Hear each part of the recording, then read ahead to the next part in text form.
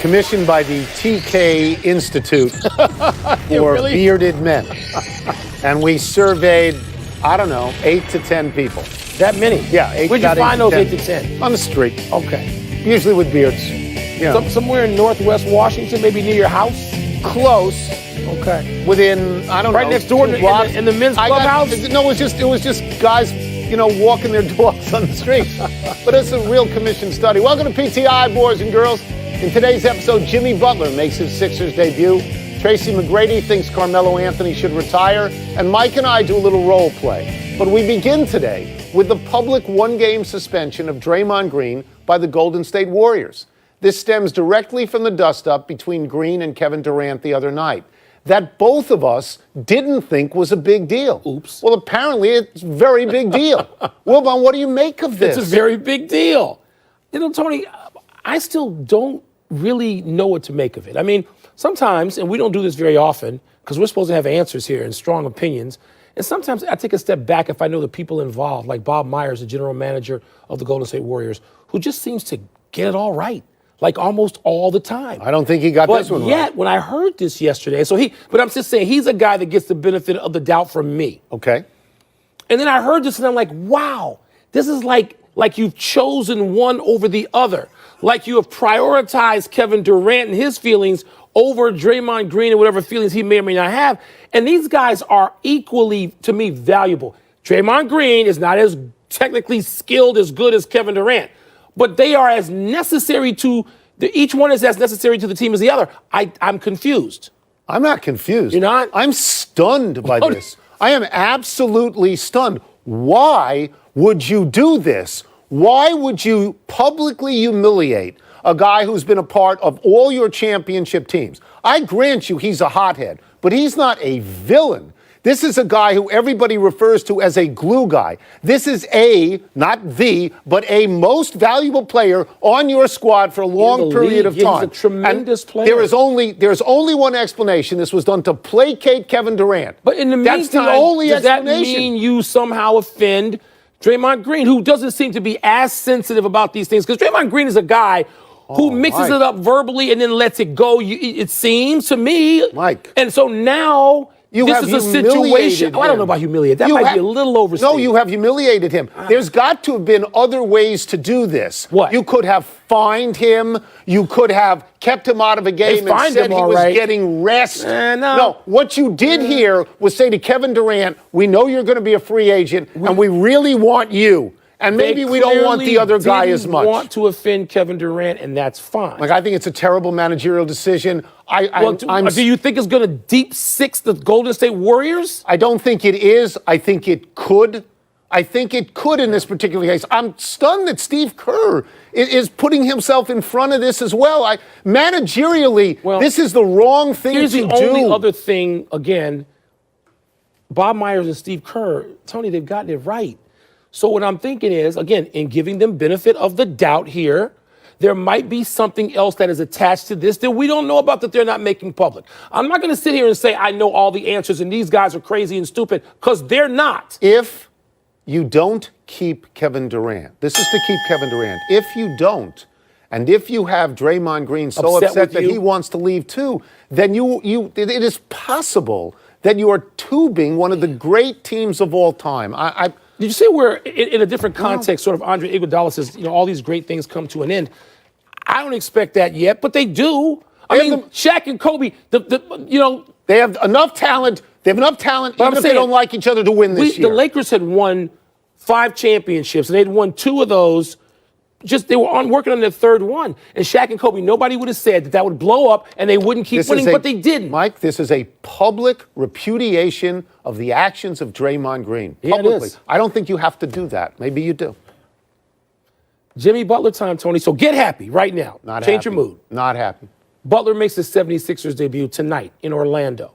Sixers coach Brett Brown, he apparently took your advice. Plans to start J.J. Redick in place of struggling Markelle Fultz. That ought to make you happy. Smart move. The Sixers are currently 3rd in the East, which is just where everybody thinks they ought to be. So let's look short term. Is there anything at stake for Jimmy Butler and the Sixers right now, like tonight? I don't think there's anything at stake for them tonight. He doesn't know these guys who are now his teammates. He doesn't really know this coach. It's probably going to take him a week to figure out who he hates on that team, who he thinks has no heart whatsoever. I think the obvious headline now is who is the loser in this, and that is Markelle Fultz. I know it's a stretch.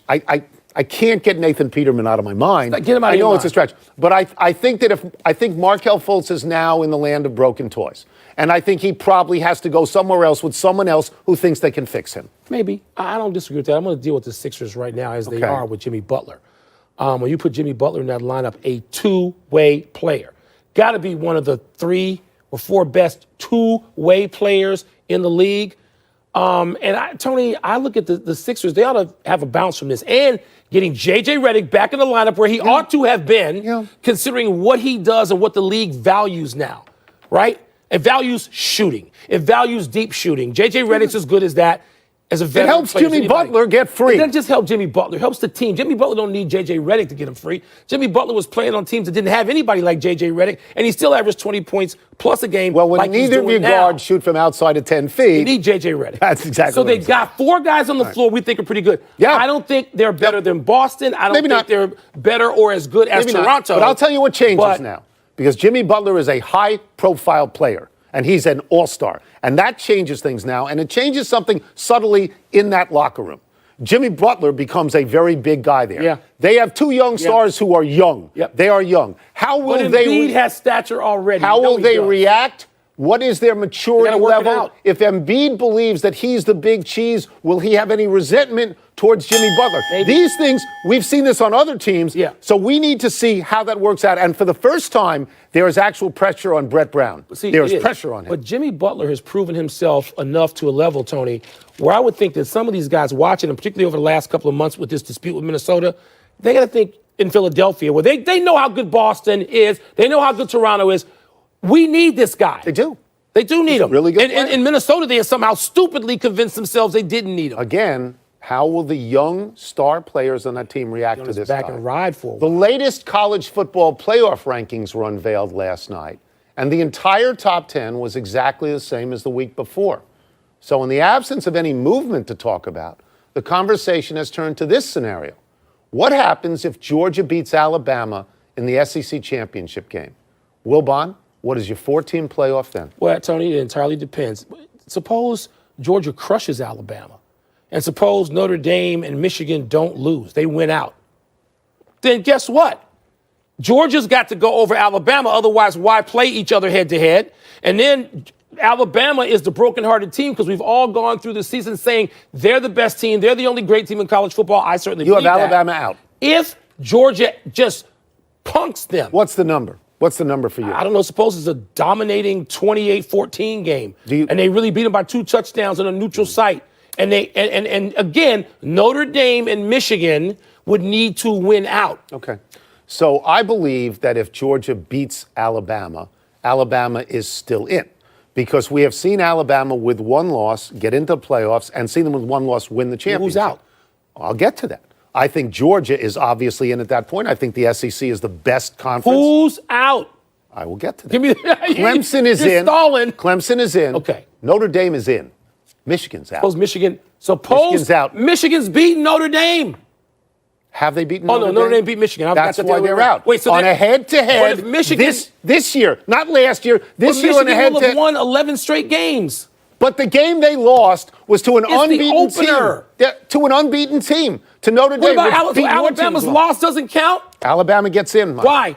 Because, do They you not lost. listen to what I said? They would have Because lost they've to been- a conference opponent. They have been in already with 1 loss and won a championship. Nobody else gets in. This is a lifetime achievement. You're not giving some award to Jimmy Durante. This is what you did now. When you look at Alabama right now, Yeah.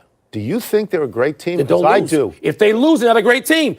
The conditions. Well, Michigan lost. Michigan Why lost. would You you had have an them in? opener and then To ran Notre the Dame. table. And to Notre Dame. And Notre Dame's in. Notre Dame is Let me in. ask you something. Michigan's out. You just Suppose heard Notre 'cause it's Big Dame Ten. loses. They're out. No matter what, 1 loss. Notre Dame's out at that point because Notre it's late Dame's in the year. schedule is as hard this year as Alabama. But I don't think they're going to lose. I mean, Syracuse is tough. I don't think USC is I tough think this Syracuse year. can beat them. Other teams have bad losses. Oklahoma has Texas. Washington So State has you're like, USC. see, this was wrong with the committee. Because you're like the people on the committee. No matter what, if Alabama goes and gets beat 45-7, and no one expects that to happen, but if it happened, you'd excuse them. No, if Alabama gets beat 45-7. You and the committee members. No, if it's a good game and Alabama gets beat, they're in. 2 touches? Even then, Georgia, 2 touches? 2-touchdown game, it could be a good game. Could be a great game. Could be. You're upset because it's a Big Ten. You're upset. It's Michigan. I just took the case. You hate of Michigan. Michigan. Then what are you saying? Which way are you going to have it? I Notre Dame in. Am I stumping for the conference or am I hating Michigan? Well, you're stumping for the conference. And you're hating Michigan. Really thoughtful observation and advice coming from Tracy McGrady on the subject of Carmelo Anthony. My boy. T-Mac told Rachel Nichols in The Jump yesterday, quote, I honestly think Melo should retire. I don't want him to go through another situation like this and people are just pouring negativity on the man's legacy. I really think because it hasn't worked out the last 2 teams, you have a Hall of Fame career, just go ahead, let it go. Close quote. McGrady has lived this, Tony, retiring at 34, I think Melo's 34, after injuries and trying to hold on himself. Is this advice Melo should heed? I don't think that Tracy McGrady is completely wrong. I don't. He's saying these things with sympathy, and I think he's saying these things with empathy. He hung on way too long with the Spurs. I mean, he was a guy who never got past the second round as a key player. He never did that. But it's one thing for Tracy McGrady to look back on his own feelings. Carmelo Anthony is living his own feelings in the moment. I believe that if Carmelo Anthony doesn't go to another team, and I think he should go to the Lakers, as you know, but if he doesn't go to another team, if he walks now and takes this advice, I think he walks looking like a loser. I don't think he'll do it. I don't think he'll do it. You know what, Tony? This is difficult. There's nuance here. This is not a sports radio topic. Sports talk radio. Should he quit? Should he stay? There's a lot of gray area. It's mostly gray, but I think that's what I think I'm more leaning toward listening to Tracy McGrady, who I like listening to on The Jump all the time because he's thoughtful. I mean, he's not as loud as we are. Tracy has a low volume voice, and he's thinking about things, and he knows how he was treated. Do you think Carmelo Anthony can still play well enough to be in the league and be effective? Because I do. Well, but one thing that Tracy says is, once you're not the primary scorer, and that has been your role for more than a decade, then you're just sort of there. And he knows, again, he knows from whence he speaks. No, he did that. And so, I'm tending to lean toward Tracy McGrady, and before Tracy said these things, I was with your position. I think if Carmelo Anthony knows he can't play, he actually knows it, and he should quit. But if he thinks he thinks he can still play, I think he thinks he can. Who doesn't think it in the moment? They all think they can play in the moment. Tracy McGrady thought he could. Do you think anyone will sign him? I think he'd be good on the Lakers. I think I think may try to shield him. Who? The Knicks. The Knicks take him back. What do they got? They got. Then you play out the end of your career with a terrible. Okay, but you're scoring. People are cheering and adoring you in a place that matters to you, New York City. I'm not sure. It ended very badly there. Let's take a break. But coming up is Jerry Jones really looking at Lincoln Riley. We're going to ask him.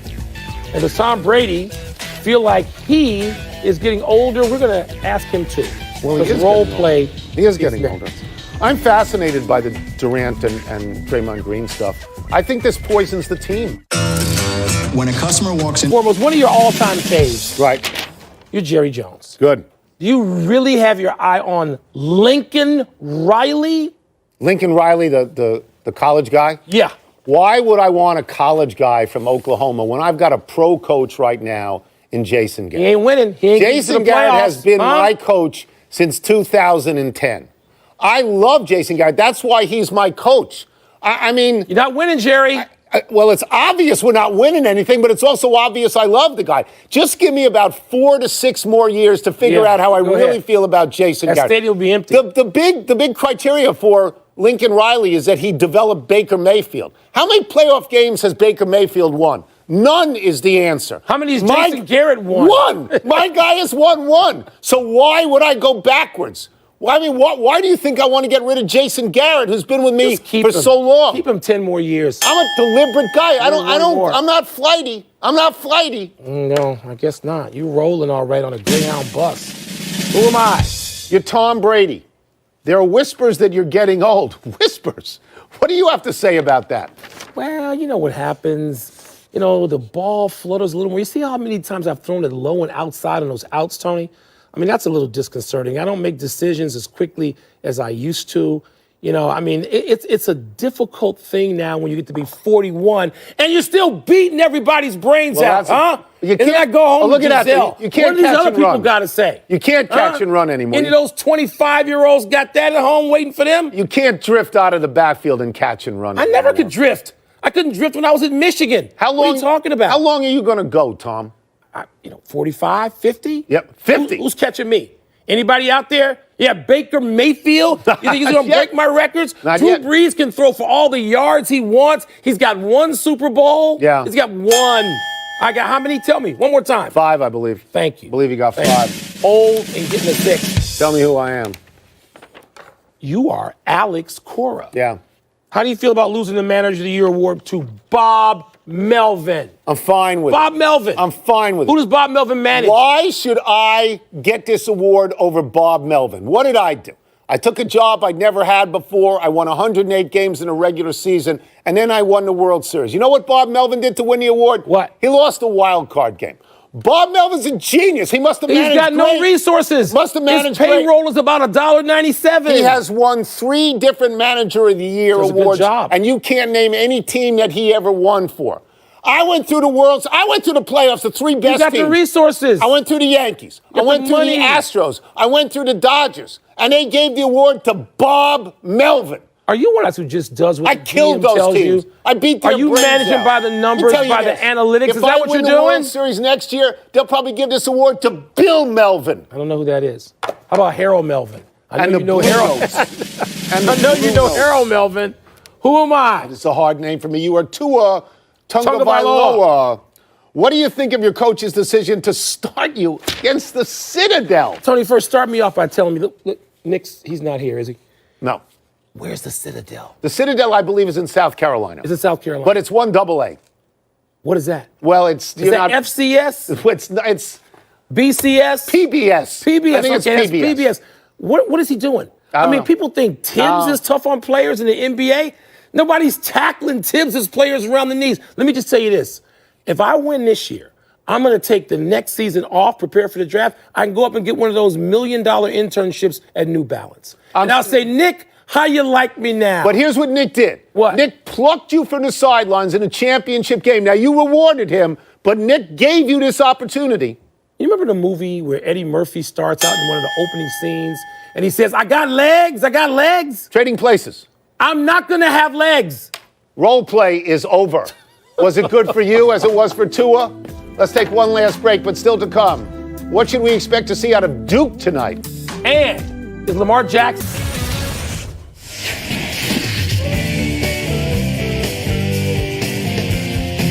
Happy time, people. Happy 25th birthday, Francisco Lindor. The Cleveland Indians shortstop sort of got lost this season, as did his team in the wake of the Red Sox, the Yankees, and the Astros, all winning 100-plus games. But for all the talk of a shortstop like Manny Machado, or other prominent shortstops like Trevor Story, Javi Baez, Xander Bogaerts, Lindor had 38 homers and 92 RBI. He's as good as any of them. Tony, I agree with you. He got lost in it. There were so many great performances by those guys and great teams. Yes. But I still believe in him if I'm Cleveland. Absolutely. Happy anniversary, Don Shula. On this day 25 years ago, you passed George Papa Bear Hallis for most wins by a head coach in the NFL. Shula finished with 347 career victories, or 62 more than Bill Belichick, who's currently 3rd all time. Shula's 88 years old, living in Miami. We wish him well.